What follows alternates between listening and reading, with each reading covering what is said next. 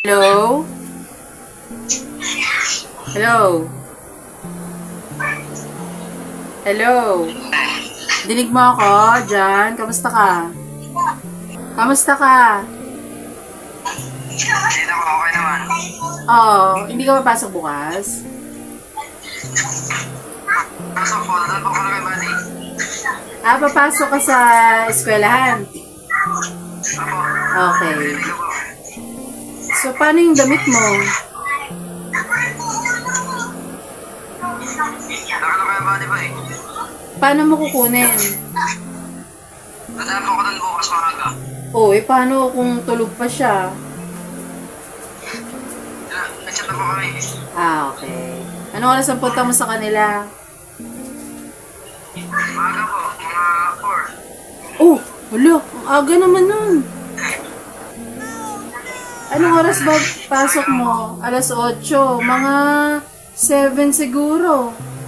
Or 6. Alas 8 po. Alas 8 ang pasok sa school. So, pwede kang dumaan sa kanya para hindi ka mag-aapura. Mga 6 ng umaga. May bike lang po eh. Mga 6:30, ganon. Apo, okay po. Yun. Asan ka ba ngayon? Nandito po. Saan? Sa piso wifi. Very good. Malapit lang yan sa bahay? Apo.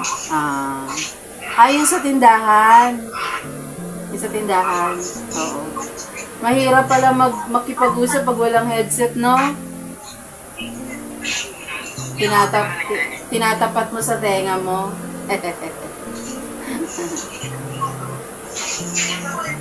Saan po kayo? Sa bahay ako. Pinapapunta ka kita para maabot ko yung baon mo. Bibigyan din pa ang mga ni Kuya eh. Sige. Okay. Bibigyan din ako ni Kuya ng baon. Okay. Pagkatapos ko po after class. Oo. Pagkatapos ng klase. Tama. Hindi ako alis bukas. Okay po. Kasi may pagsamba bukas kaya hindi mo na ako aalis. Sige po. Yung mga notebook mo, meron pa. Nandun din kay Kuya Buddy.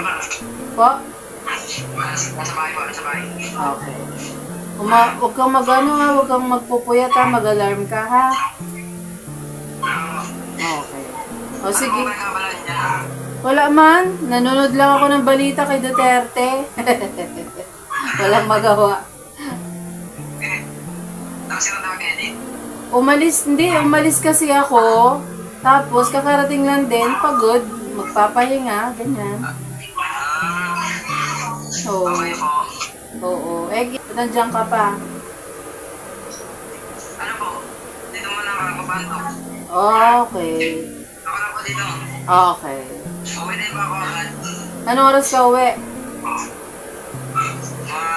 Oras ba? Siguro bago mag-night. Okay.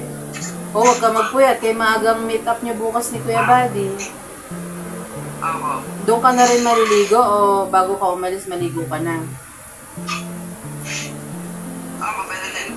Dito na mura-mura maliligo pa sa akin.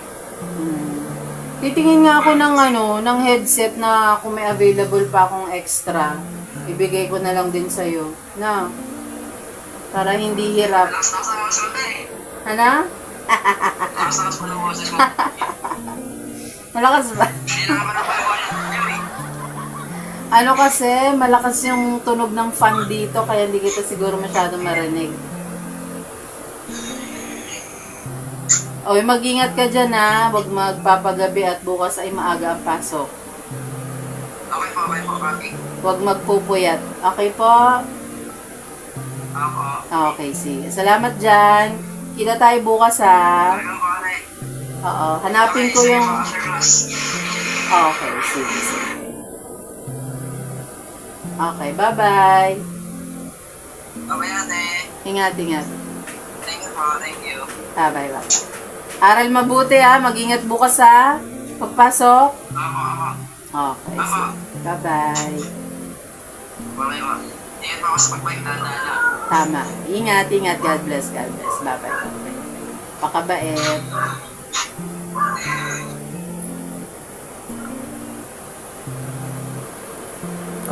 yun.